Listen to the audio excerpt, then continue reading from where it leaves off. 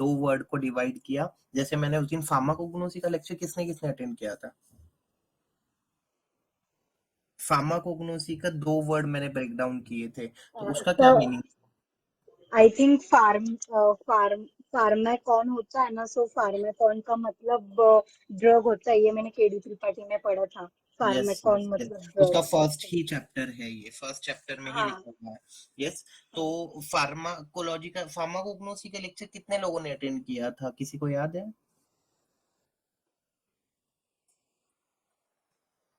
Okay okay okay, चलो ठीक है, आगे बढ़ते हैं हम लोग अभी। हाँ, अभी हम लोग देखेंगे कि ये दो वर्ड से बना है। एक है फार्मा कौन, फार्मा कौन जो है ना, फार्मा को जो है उसका मतलब होता है फार्मा कौन, ये एक्चुअली ग्रीक वर्ड्स है।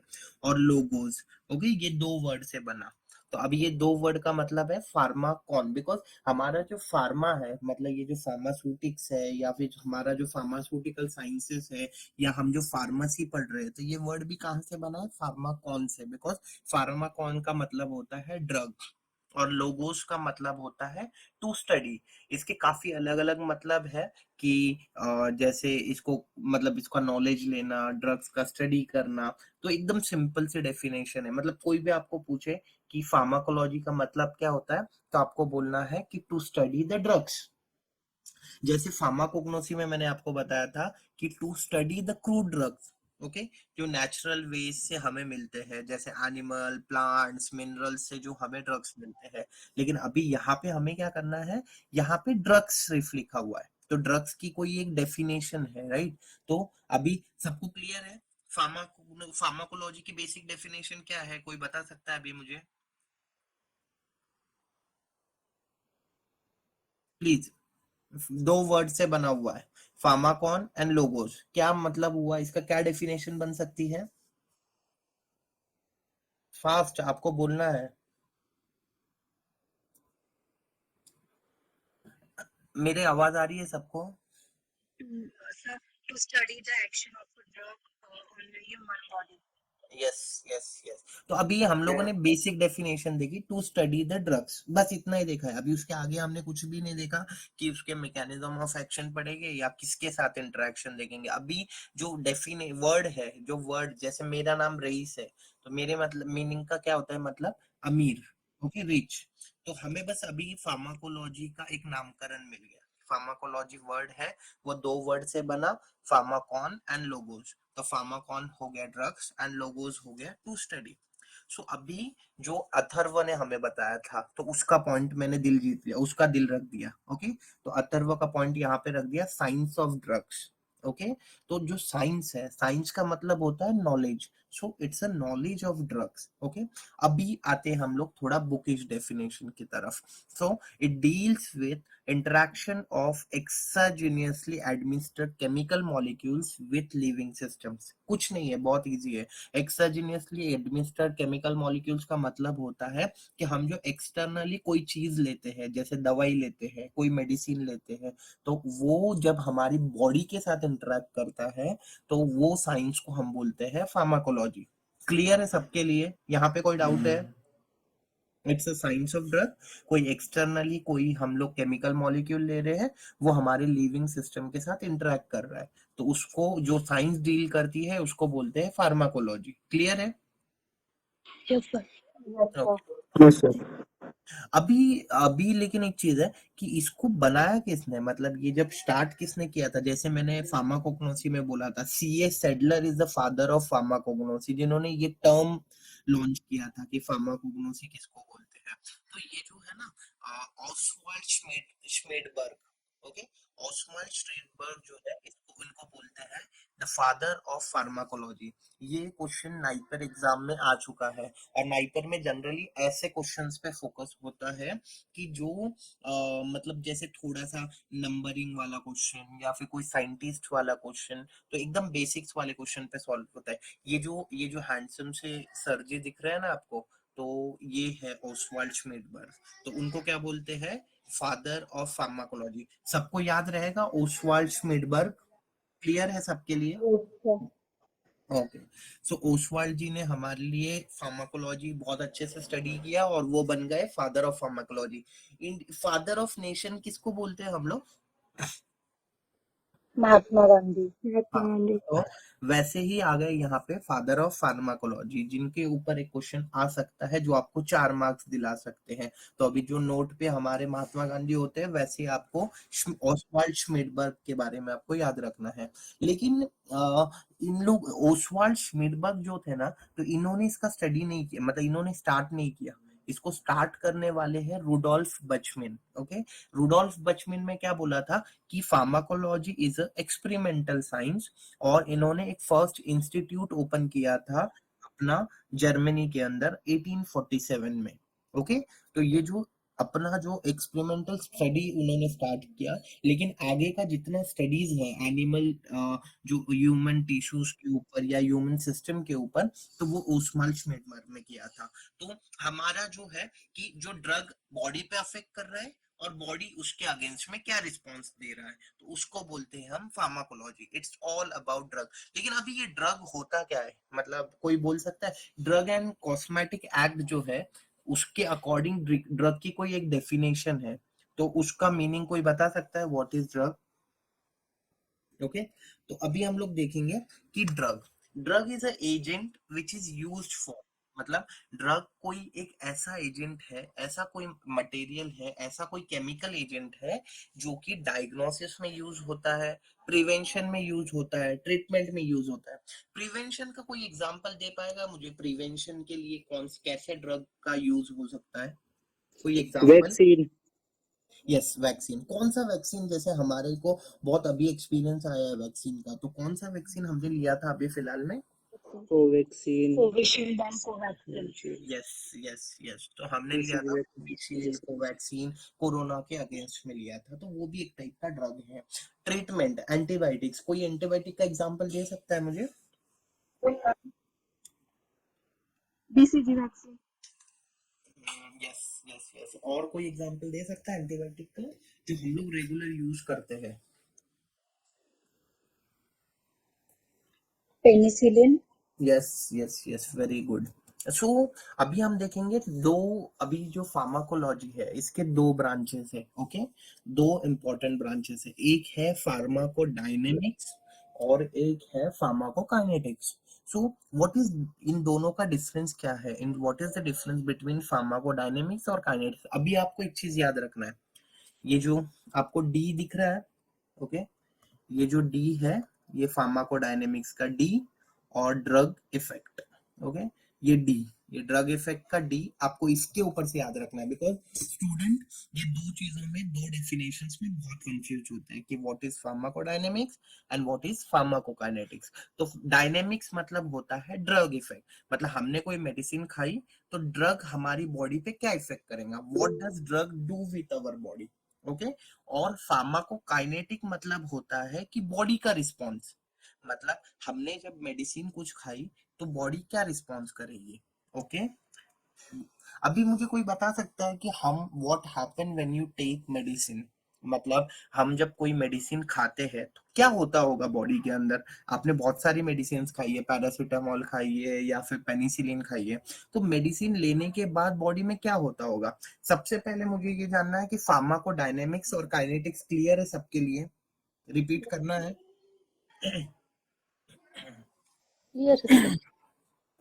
क्लियर है? ओके, सो डायनेमिक्स, डायनेमिक को हमने कैसे याद रखा है, फार्माकोडायनेमिक्स को कोई बोल पाएगा? फार्माकोडायनेमिक को हमने कैसे याद रखा है? जैसे कि फार्म। हाँ, डी से हमने याद रखा है ड्रग इफेक्ट, मतलब डी जो है वो ड्रग इफेक्ट के लिए बना हुआ है, तो मतलब हमने मेडिसिन लिया तो वो ड्रग हमारी बॉडी के साथ क्या करेगा, वो होता है डायनेमिक्स। मतलब what does drug do with our body and what body does with drug, मतलब हमने ड्रग को लिया और ड्रग ने बॉडी के साथ क्या किया। और काने फार्माकोकाइनेटिक्स मतलब क्या होता है कि what body does with drug, मतलब बॉडी उसके अगेंस्ट में क्या रिस्पॉन्स करेगी, तो उसको बोलते हैं फार्माकोकाइनेटिक। अभी कोई मुझे बोल पाएगा what happens when you take medicine? किसी ने ऐसा सोचा है कि हमने पैरासीटामोल ली या फिर काल्पॉल ली या फिर जो भी कोई एक मेडिसिन आपने खाई, ओके, तो उसके बाद वो बॉडी में जाने के बाद क्या होता होगा उसका, कोई बोल पाएगा? टैबलेट है तो डिसइंटीग्रेशन होगा पहले। ओके, डिसइंटीग्रेशन होगा, डिसोल्यूशन होगा, और क्या होगा? सोल्यूबल हो गया, मेटाबॉलिज्म होगा, ओके, मेटाबॉलिज्म होगा, और क्या होगा? एब्जॉर्प्शन ब्लड में एब्जॉर्प्शन डिस्ट्रीब्यूशन। एब्जॉर्प्शन अरे, मेटाबॉलिज्म। आपने तो ऑलरेडी पढ़ चुके हैं यार, ये तो एडीएमई आपने सबने पढ़ चुके हैं, मतलब आगे बढ़ने की जरूरत नहीं है। आई थिंक आपको सबको पता है। इसके अलावा और क्या होता होगा? वो बॉडी में ही इफेक्ट एक्यूमुलेट रहता है क्या? नो एक्सक्रीशन होता है आपका। हाँ, ग्रेट।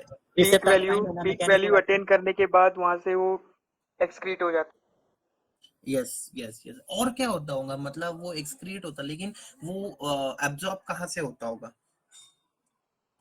अगर ओके। एसिडिक है तो स्टमक में, अगर बेसिक है तो स्मॉल इंटेस्टाइन में। अरे वाह, ग्रेट। बहुत, मतलब आपने तो बहुत एक्सपीरियंस वाली बात कर ली। अभी हम आगे बढ़ते हैं। ओके, ये एकदम बेसिक चीज मैं पूछ रहा था कि आपने जब मेडिसिन ली ना, तो आपको दो चीज मिलेगी। एक तो डिजायरेबल इफेक्ट मिलेगा, या तो अनडिजायरेबल इफेक्ट मिलेगा। मतलब आपने पैरासीटामोल ली या कालपॉल लिया, तो आपका बुखार कम होगा, या फिर उसके अलावा आपको कोई तो एक साइड इफेक्ट होगा। क्लियर है सबके लिए? हम लोग यस सर। हम लोग कभी कभी कुछ कुछ कॉन्सेप्ट्स को बहुत बहुत मतलब आगे का सोचते हैं, कि मतलब हम लोग बहुत उसको कॉम्प्लेक्स कर देते हैं। एकदम सिंपल है। आप जब भी मेडिसिन लोगे, तो दो इफेक्ट्स मिलेंगे, एक डिजायरेबल इफेक्ट मिलेगा, एक अनडिजायरेबल इफेक्ट मिलेगा। किसी को थैलिडोमाइड ट्रेजेडी मालूम है? Yes sir. Yes sir, yes phocomelia sir. Cause कराता है। हम्म। कोकोमीलिया यस कोज कराता है सर वो। यस, तो थैलिडोमाइड ट्रेजेडी में थैलिडोमाइड ट्रेजेडी के लिए वो ड्रग थैलिडोमाइड किस लिए दिया जाता था? सर प्रेगनेंसी में दिया जाता था वुमेन्स के लिए, जिसकी वजह से अपर यस लिम्स और लोअर लिम्स का एब्सेंट यस, क्रिएट होने लग गया था। Great great. तो ऐसे जो क्वेश्चंस है ना, तो वो है अनडिजायरेबल इफेक्ट का एग्जांपल है। ओके, वो है अनडिजायरेबल इफेक्ट, जो कि मतलब जो ड्रग्स का डिजायरेबल इफेक्ट उसका था मॉर्निंग सिकनेस के लिए दिया जाता था, लेकिन वो उसका अनडिजायरेबल इफेक्ट या उसका जो साइड इफेक्ट या एडवर्स इफेक्ट क्या था? फोलोकेमिया। तो इसीलिए उसको हो गया। तो अभी जैसे हम लोगों ने फॉर एग्जांपल, यहाँ पे आपको दिख रहा है ये जर्नी ऑफ पील। आपने यहाँ से मेडिसिन लिया। ओके, मेडिसिन लेने के बाद यहाँ पे वो जाएगा, देन उसके बाद ये स्वेल होगा, देन उसके बाद वही जो भी आपने बोला कि वो अब्सॉर्ब होगा, मेटाबोलाइज होगा, या फिर जो भी। तो ये सब होने के बाद वो क्या करेगा? जो अब्सॉर्ब होने के बाद जो स्मॉल इंटेस्टाइन से वो जो अब्सॉर्ब होगा, तो वो सर्कुलेट होगा ब्लड स्ट्रीम के अंदर। ओके, मतलब आपके सिस्टेमिक सर्कुलेशन के अंदर जाएगा, और सिस्टेमिक सर्कुलेशन के अंदर जाने के बाद जो भी रिसेप्टार्स है उसके ऊपर बाइंड होगा, जो लिगांड्स है या फिर रिसेप्टार्स है उनके ऊपर बाइंड होके वो स्पेसिफिक टारगेट को अचीव करेगा। ओके, तो ये हो गया हमारी एक बेसिक सी जर्नी मेडिसिन को लेके। अभी फॉर एग्जांपल कोई एंटीबायोटिक लेते हैं हम लोग। अगर आपने पैरासीटामोल लिया, ओके, अगर आपने पैरासीटामोल लिया, या फिर नहीं सॉरी, आपने पेनिसिलिन ले लिया, ओके, तो ये क्या करेगा? ये कैसे काम करता है? अभी बॉडी के अंदर हमने जैसे मैंने आपको बताया कि आपने जैसे यहाँ पे कोई तो भी एक डिजायरेबल इफेक्ट दिया, तो अभी हमारा टारगेट क्या है? कि हमें बैक्टीरिया को खत्म करना है। मतलब हमारी बॉडी में जो बैक्टीरियल इन्फेक्शन हुआ है उसको खत्म करना है। तो वो क्या करेगा? कोई तो भी एक मैकेनिज्म ऑफ एक्शन दिखाएगा। ओके, तो ये डिफरेंट एंटीबायोटिक्स है। तो मैं एकदम बेसिक से एग्जांपल लेता हूँ। देखो, ये है हमारा बैक्टीरिया, ये उसका सेल वॉल है। ओके, ये उसका, ये जो साइड में जो दिख रहा है ये उसका सेल वॉल है। ये उसका जो है वो आरएनए डीएनए वाला जो मटेरियल है वो उसका हो गया, बराबर। ये उसका सेल वॉल हो गया, ये उसके आउटर लेयर्स हो गई, ये सारे। तो अब क्या होगा कि जैसे फॉर एग्जांपल आपने किसी ने बीटा लैक्टम लिया, ओके, मतलब पेनिसिलिन लिया, तो पेनिसिलिन क्या करता है ना, उसके सेल वॉल की सिंथेसिस करता है। मतलब उसका सेल वॉल ब्रेक कर दिया, तो फिर वो अपने आप उसका जो मटेरियल है अंदर का वो लीक हो जाएगा, और फिर वो लीक होकर वो बाहर आ जाएगा। तो इसीलिए सेल वॉल से वो ट्राई करता है बीटा लैक्टम पेनिसिलिन की उसको खत्म कर दे, मतलब बैक्टीरिया को खत्म कर दे। देन उसके बाद अलग अलग मैकेनिज्म्स है कि कोई उसका प्रोटीन सिंथेसिस रुका देता है, कोई उसका डीएनए मटेरियल पे, मतलब डीएनए से आरएनए से उसको डीएनए में कन्वर्ट नहीं होने देता है। तो ये अलग अलग डिफरेंट मैकेनिज्म्स है। कोई मुझे बता पाएगा कि हमें जनरली एंटीबायोटिक्स 5 दिन क्यों लेनी चाहिए? मतलब किसी को मालूम है कि डॉक्टर्स हमें जनरली 5 दिन से 6 दिन के लिए एंटीबायोटिक क्यों प्रिस्क्राइब करते हैं? कोई बोल सकता है? ताकि रेजिस्टेंस कॉज ना कर सके। Yes yes. तो ये रेजिस्टेंस होता क्या है, मतलब ये रेजिस्टेंस क्या है, किसी को मालूम है? मतलब जो हमारी बॉडी में बैक्टीरिया प्रेजेंट होते हैं उनको मेडिसिन को रेजिस्ट करने की हैबिट ना हो जाए कि मतलब यस। ये तो आते ही रहते हैं, हम इसको मतलब रेजिस्ट कर लेंगे ऐसा। ओके ओके, और कुछ, और किसी को कुछ मालूम है कि रेजिस्टेंस एक्चुअली क्या होता है, एंटीबायोटिक रेजिस्टेंस क्या होता है? टॉलरेंस। एक स्पेसिफिक टाइम के बाद वो ड्रग काम करना बंद कर देती है, अपना इफेक्ट शो नहीं कर पाती। हाँ, लेकिन वो कैसे शो नहीं कर पाती, मतलब वो क्यों शो नहीं कर पाती, मैं वो पूछ रहा हूँ कि मतलब उसमें क्या होता होगा ऐसा। सबने डार्विन्स थ्योरी ऑफ इवोल्यूशन पढ़ी है? Yes sir. Yes sir. Yes. Sir तो जो Darwin's theory sir of evolution हमें क्या बोलती है? Yes yes yes sir. Sir जो माइक्रो ऑर्गेनिज्म होता है वो अपने अंदर चेंजिंग ले आता है, जैसे कि हमें कोई ड्रग्स जो हाँ एज ए सेल वाली, जैसे सर हमने सेल वाल को इनहिबिट करने के लिए यदि ड्रग दिए तो वो जो माइक्रो ऑर्गेनिज्म है वो अपने सेल वाल में चेंजिंग ले आएगा। ग्रेट ग्रेट ग्रेट, यही यही मुझे बोलना है, उसको बोलते हैं इवोल्यूशन। मतलब हर कोई ह्यूमन बीइंग है, फॉर एग्जांपल अगर हमें जैसे ठंड लग रही है तो हम क्या करेंगे, अपने ऊपर एक जैकेट डालेंगे, अगर और ठंड लग रही है तो हम एक स्वेटर डालेंगे और एक शॉल डालेंगे, मतलब अपना प्रोटेक्शन, या फिर हम अपने को अपने अकॉर्डिंग इवॉल्व करेंगे, मतलब बॉडी अपने हिसाब से इवॉल्व होती है, मतलब चेंजेस आते हैं बॉडी के अंदर। फॉर एग्जांपल मैं एकदम सिंपल से एग्जांपल देता हूँ, ओके। आपने, कोई बंदा पेनिसिलिन ले रहा है, ओके। पेनिसिलिन लेने के बाद क्या होगा, पेनिसिलिन का मैकेनिज्म ऑफ एक्शन क्या है कि वो सेल वॉल को डिस्टर्ब करता है, ओके। सबको दिख रहा है ये सेल वॉल क्लियर है, मतलब ये सेल वॉल को इसने कट कर दिया, ओके। आपने क्या किया, अभी 2 दिन तक मेडिसिन ले लिए, 2 दिन तक मेडिसिन लिए, तो बैक्टीरिया क्या करेगा, बैक्टीरिया के अंदर एक मेमोरी होती है, वो मेमोरी से उसको पता चल रहा है कि मेरे लिए कोई तो दुश्मन आ रहा है, मतलब मेरे को कोई तो नुकसान देने के लिए आ रहा है। तो वो क्या करेगा कि सेल वॉल को, मतलब वो जो उसका सेल वॉल है, तो उसके लिए उसके अंदर इवोल्यूशन पैदा होगा कि नेक्स्ट टाइम अगर मेरे पास अगर कोई ये पेनिसिलिन जैसा कोई मॉलिक्यूल आता है, तो मैं अपनी सेल वॉल को थिक कर दूं, ओके।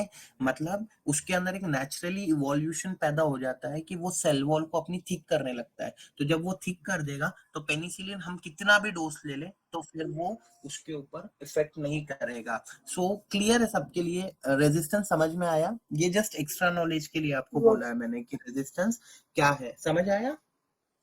Yes sir.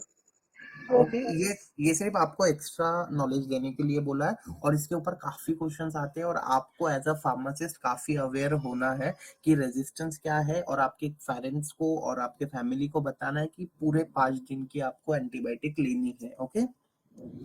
तो अभी हम देखेंगे what are the different sources of drug. जैसे हमने फार्माकोग्नोसी में पढ़ा था कि डिफरेंट सोर्सेस, कोई बोल सकते हैं प्लांट सोर्सेस से कौन सा ड्रग मिलता है हमें, कोई ड्रग है जो प्लांट सोर्सेस से मिला हुआ है हमें? डिजिटलिस। हाँ ओके, डिजिटल इज गुड, और कोई drug? Pilocarpine. Yes, atropine, pilocarpine, और कैफीन। रेजरपाइन। विनक्रिस्टिन। विनक्रिस्टीन, विनब्लास्टीन, और कोई ड्रग?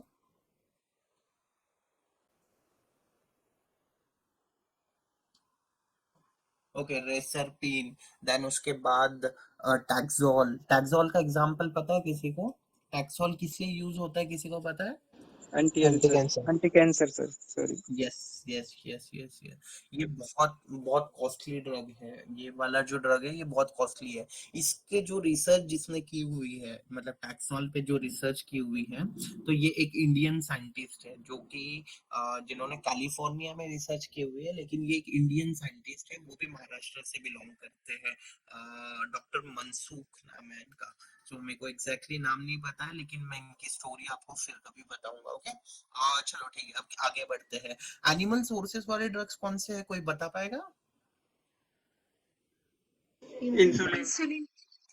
ओके ग्रेट, इंसुलिन, और hepatitis B vaccine. Yes, hepatitis B vaccine, और कुछ कुछ चीजें लीवर से मिलती है, उसको क्या बोल सकते हैं, कौन से मेडिसिन हो सकती है ऑयल। वो?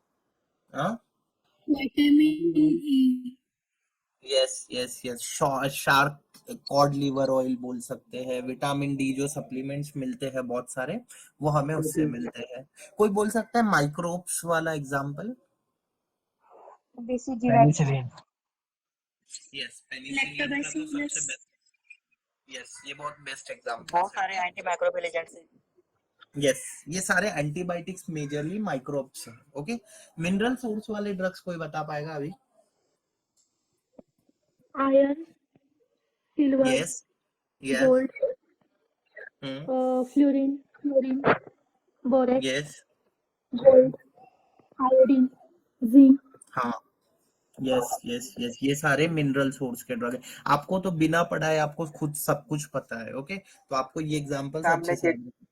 सिंथेटिक ड्रग्स कौन से आपको पता है? सेमी सिंथेटिक या सिंथेटिक ड्रग्स कौन से हैं?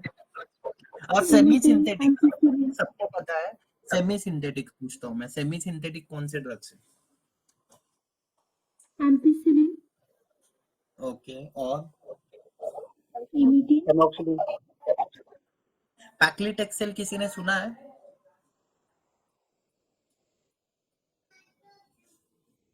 ओके, ये जो जनरली क्या होता है ना कि जब जब हम लोग नेचुरल सोर्स से जब ड्रग निकालते हैं प्लांट से, फॉर एग्जांपल आपको मैं बता रहा हूँ कि जैसे विनका है। ओके, विनका अल्कोलॉइड से हमने निकाला हमारा विनक्रिस्टीन, सॉरी विनका अल्कोलॉइड है तो वहां से हमने विनक्रिस्टीन विनब्लास्टीन निकाला। ओके, लेकिन जब हम हजारों पेड़ या हजार हजार किलो जब प्रोडक्ट निकालेंगे तो हमें बहुत कम mg क्वांटिटी में हमारे को ये ड्रग मिलेगा, राइट? लेकिन अगर हम इसको सेमी सिंथेसिस करते लैब के अंदर, उसका बेसिक स्ट्रक्चर मिला के बाकी का आगे का यील्ड बढ़ाने की अगर कोशिश करते हैं तो उसको बोलते हैं सेमी सिंथेसिस। तो वो बहुत सारे एग्जांपल्स हैं और बहुत सारे ड्रग्स उसके अंदर आते हैं सेमी सिंथेसिस में। अभी एक बहुत इंटरेस्टिंग बात करेंगे अपन, बायोटेक्नोलॉजी। बायोटेक्नोलॉजी में अभी बहुत सारे ड्रग्स आ रहे हैं मार्केट में और बहुत ज्यादा ट्रेंडिंग सब्जेक्ट है ये वाला। ओके, और बहुत ज्यादा ट्रेंडिंग है मार्केट के अंदर फिलहाल में, बिकॉज कोविड वैक्सीन की वजह से, आरटीपीसीआर मेथड्स की वजह से, ये सब बायोटेक्नोलॉजी का पार्ट है। कोई मुझे बता पाएगा सबसे दुनिया का सबसे महंगा ड्रग बायोटेक ड्रग है कौन सा है?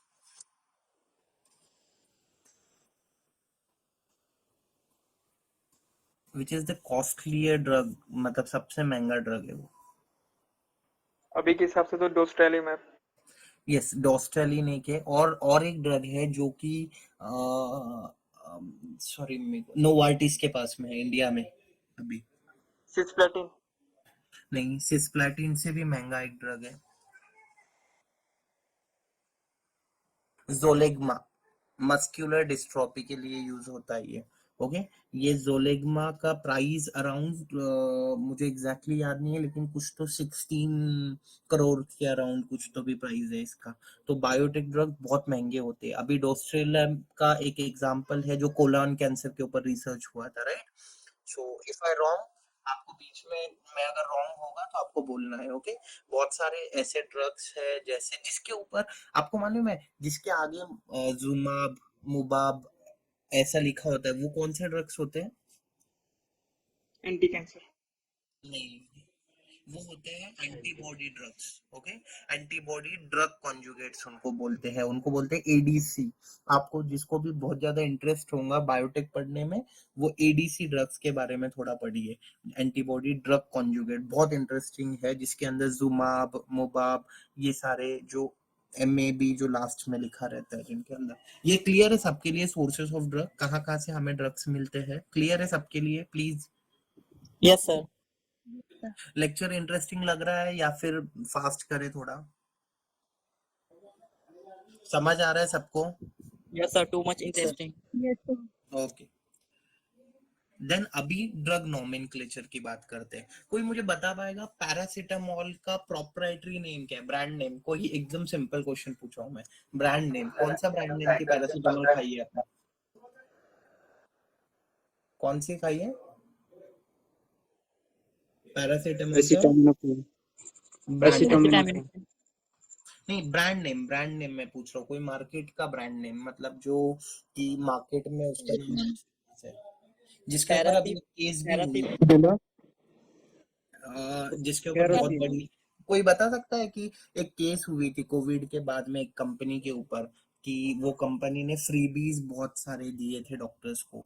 तो कौन सा था वो? पैरासीटामोल ही था, लेकिन वो कौन सा ब्रांड था, कोई बता पाएगा? Sir Dolo. Yes yes yes, Dolo 600 के ऊपर केस हुई थी। तो डोलो एक ब्रांड नेम है। देन कालपॉल बहुत फेमस ब्रांड नेम है। तो देखिए, जो अभी हमें जब हम कोई ड्रग देखते हैं ना, तो उसके तीन इंपॉर्टेंट चीजें होती है। सबसे पहले होता है केमिकल नेम, फिर नॉन प्रोप्राइटरी नेम, और होता है एक ब्रांड नेम, मतलब उसको बोलते हैं हम लोग प्रोप्राइटरी नेम। ओके, अभी हो गया। समझ लो, मुझे कोई बता पाएगा कि जैसे पेटेंट का कितने साल का पेटेंट होता है कोई भी कंपनी के पास में, कितने टाइम पीरियड के लिए पेटेंट 20 होता है? years 20 years 20 20 years years. Okay, 20 year. तो पैरासीटामोल का पेटेंट होगा अभी किसी के पास में? नहीं नहीं क्यों नहीं होगा ये? मतलब ये कौन सी क्लास में अभी चला गया होगा ये ड्रग? अभी सर इसके जेनरिक मेडिसिन सभी बना रहे हैं ना, इसलिए इसका यस पेटेंट हट चुका है। यस यस, इसका पेटेंट काफी साल पहले हट चुका है। अभी ये जेनेरिक मेडिसिन मार्केट में अवेलेबल है, राइट? तो अभी इसका केमिकल नेम, जो इसका केमिकल नेम है वो क्या है? N4 hydroxy phenyl acetamide. Okay, ये बस आपको समझने के लिए, आपको याद करने की जरूरत नहीं है, बट ये आपके लिए एक सिंप्लीफाइड है कि केमिकल नेम है N4 हाइड्रोक्सी फिनाइल एसिटामाइड। और इसका नॉन प्रोप्राइटरी नेम क्या है, जो उसका मतलब जो कॉमन नेम बोल सकते हैं उसको, पैरासीटामोल और एसिटो अमीनोफेनॉल। ओके, एसिटो अमीनोफेन। और ब्रांड नेम क्या है इसका? कालपॉल है, टाइलिनॉल है, एक्सक्रीडिन है, पैनाडोल है, डोलो है। ओके, ये सारे। तो अभी कोई भी आपको पूछेगा कि केमिकल नेम क्या है, नॉन प्रोप्राइटरी नेम है और प्रोप्राइटरी नेम, ये तीनों में डिफरेंस समझ गया सबको? यस क्लियर है?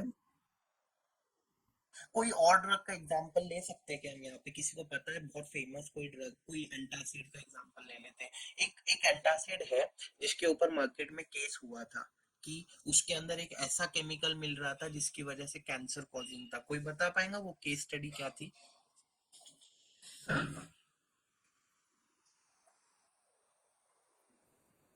यस मुस्कान, रानीटिडीन। इसमें क्या हुआ था, कौन सा केमिकल मिल रहा था? इस कोई बता पाएगा? ये केस स्टडी किसी को पता है रानीटिडीन के बारे में क्या हुआ था? ये मार्केट से विड्रॉ हो गया था ये ड्रग, तो क्यों हुआ था? Because it was creating cancer in people. Okay, yes, it was creating cancer, but उसका वजह थी एन नाइट्रोसिल अमाइन।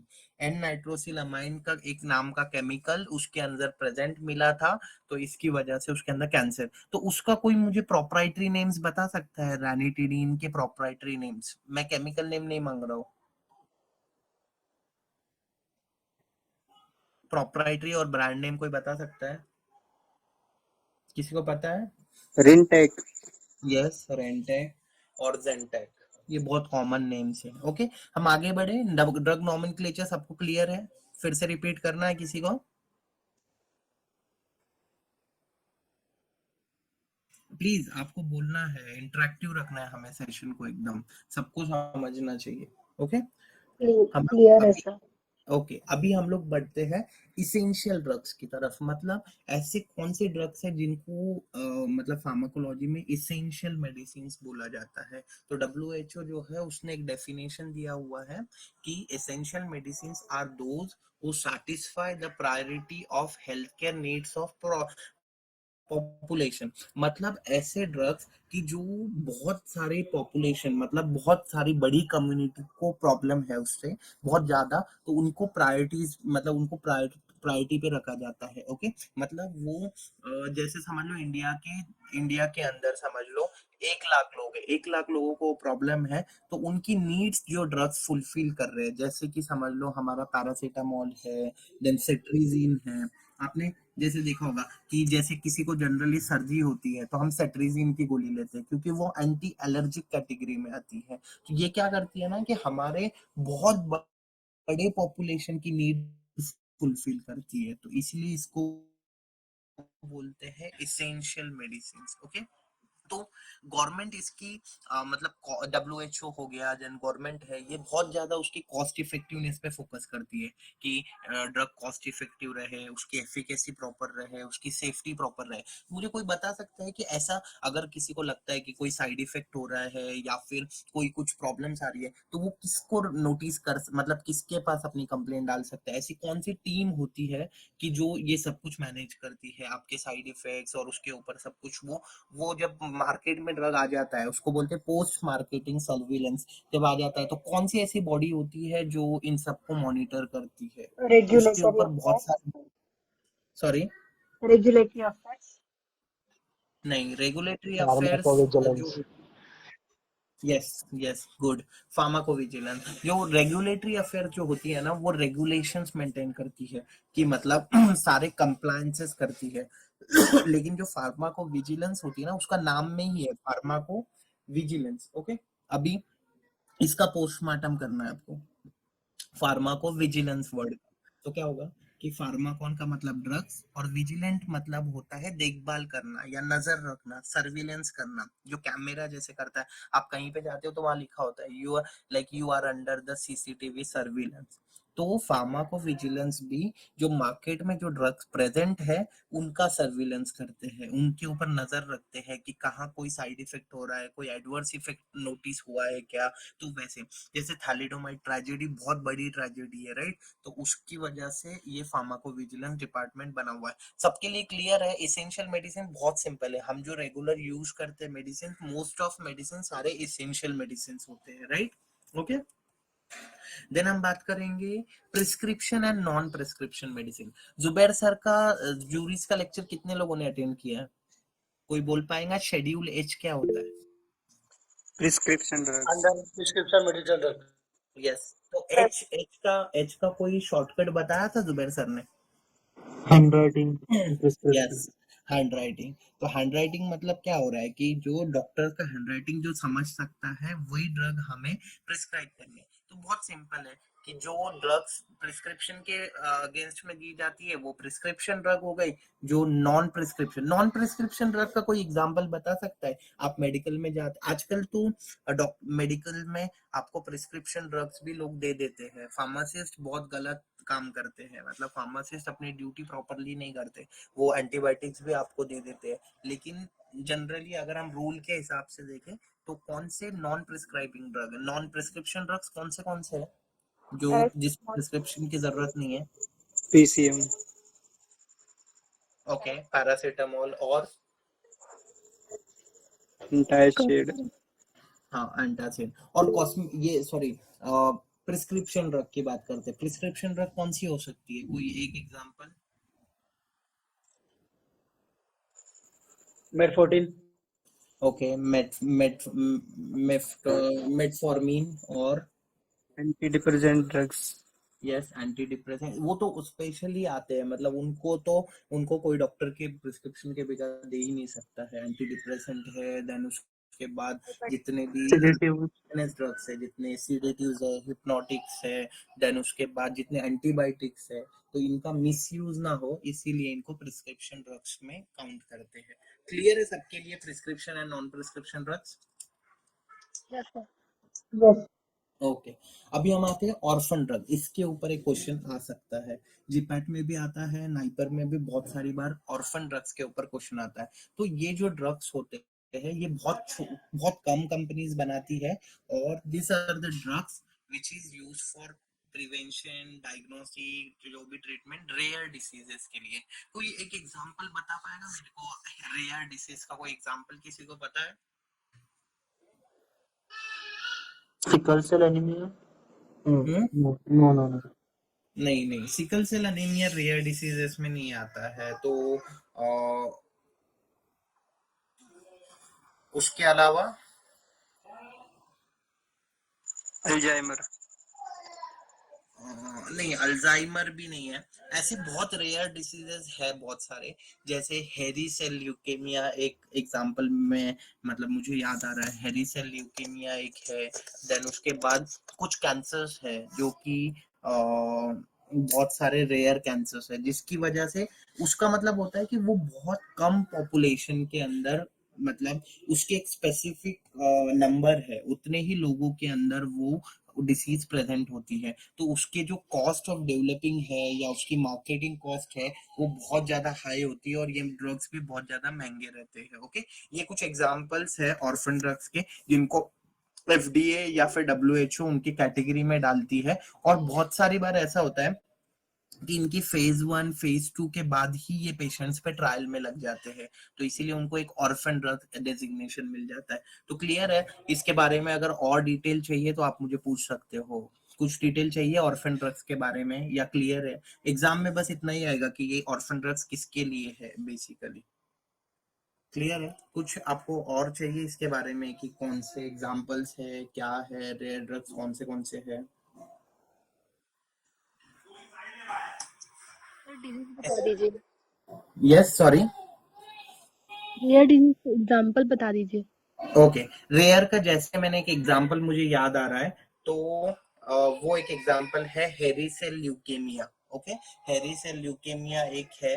देन उसके बाद जैसे कि जो जो डिसीज ज्यादा से ज्यादा मतलब 10,000 लोगों से 2 लाख लोगों तक मतलब लोगों के अंदर अगर प्रेजेंट होगी तो वो होता है।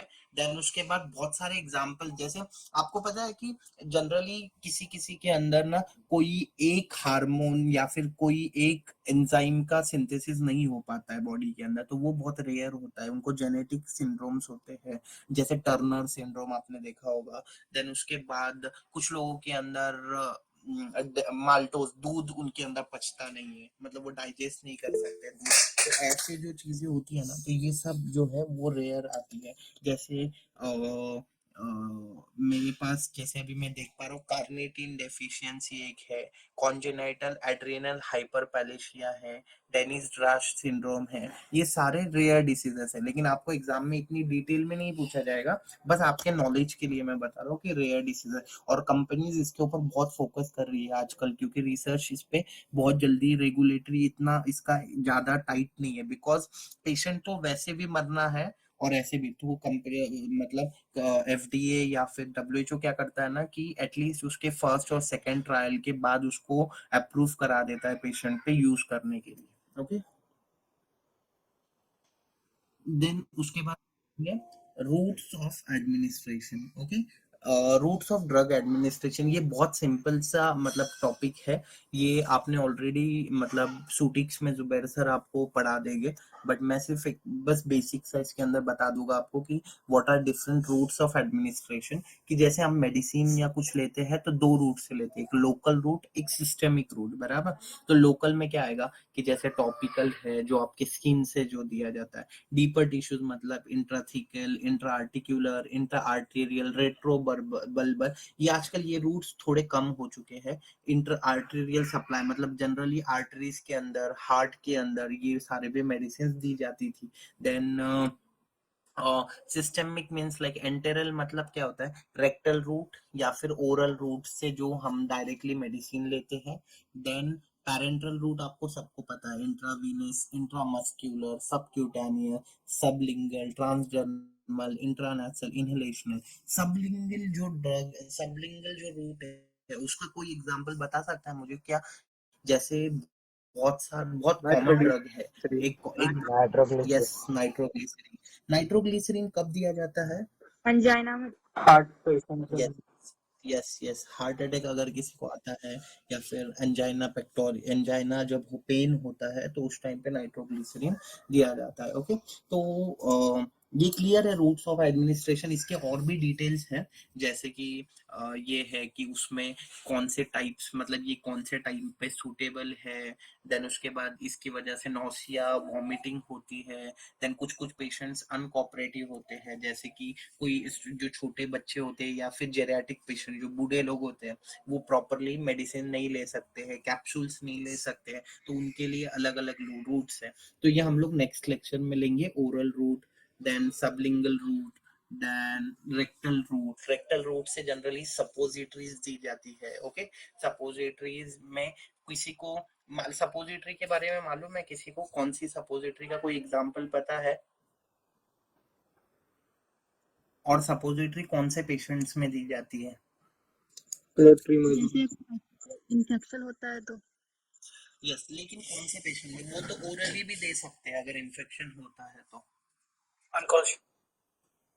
नहीं, एक जैसे होता है सपोजिटरीज में भी कुछ टाइप्स होते हैं, जैसे वजाइनल सपोजिटरीज होती है, रेक्टल सपोजिटरीज होती है। कुछ लोगों में पाइल्स प्रॉब्लम होता है या फिर वजाइनल इन्फेक्शंस होते हैं, उनमें सपोजिटरी दी जाती है। कभी कभी कुछ पेशेंट्स में ओरल रूट की वजह से वॉमिटिंग हो सकती है या पेशेंट अनकॉन्शियस है, तो उस टाइम पे भी सपोजिटरी दी जाती है। Most of the time doctors जो पेशेंट एपिलेप्सी जिसको होता है, जो एपिलेप्सी जो पेशेंट्स में होता है, तो वो चिल्ड्रंस के अंदर जनरली फीवर बहुत हाई होता है, तो उस टाइम पे उनको पैरासीटामोल की सपोजिटरी देते हैं। तो जिसकी वजह से, बिकॉज अगर एपिलेप्सी, अगर किसी को एपिलेप्सी का अगर ये बैठा है, अटैक आया है, तो उसको अगर कोई लिक्विड सॉल्यूशन या टैबलेट देंगे तो वो उसके रेस्पिरेटरी सिस्टम में जाके चोक हो सकता है और उसकी डेथ हो सकती है। तो उसके लिए बेस्ट रूट होता है आईवी या फिर सपोजिटरी से उसके अंदर पैरासीटामोल की सपोजिटरी डालते हैं एंड देन उसका फीवर वहां से कम करते हैं। तो क्लियर है यहाँ पे आपको rectal route? Yes okay, then cutaneous, ये आपको सबको पता है कि मतलब ट्रांसडर्मल पैचेस है, टॉपिकल फॉर्मुलेशंस है, क्रीम्स है। आपको मालूम है कि बीसीजी जो इंजेक्शन है सबको बचपन में लगा हुआ है, तो ये कौन से रूट से दिया जाता है? इंट्राडर्मल। यस, ये ऐसे क्वेश्चंस आपको जीपैट में, नाइपर में आ सकते हैं, तो आपको ये याद रखना है। ओके, देन उसके बाद इनहेलेशनल रूट्स। इनहेलेशनल रूट का कोई एग्जांपल बता सकता है कि कौन सा इनहेलेशनल स्प्रे यूज होता है और कौन से Asthma. डिसीज में? अस्थमा में। Yes yes yes. Nasal spray, nasal spray market में एक बहुत फेमस स्प्रे है, कौन सा है वो? ऑट्राविन ऑट्रिविन। यस, ये आपको एग्जांपल याद रखना है। ऑट्रिविन में कौन सा ड्रग होता है वो एग्जांपल इंपॉर्टेंट है।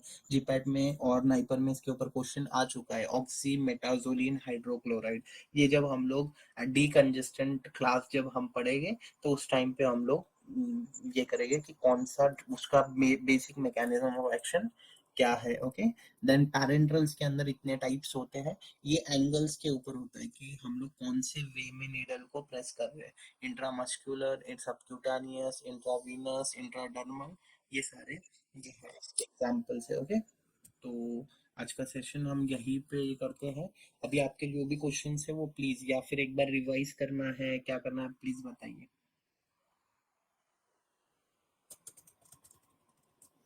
यस प्लीज, कोई डाउट है या फिर कुछ एक बार रिवाइज करें।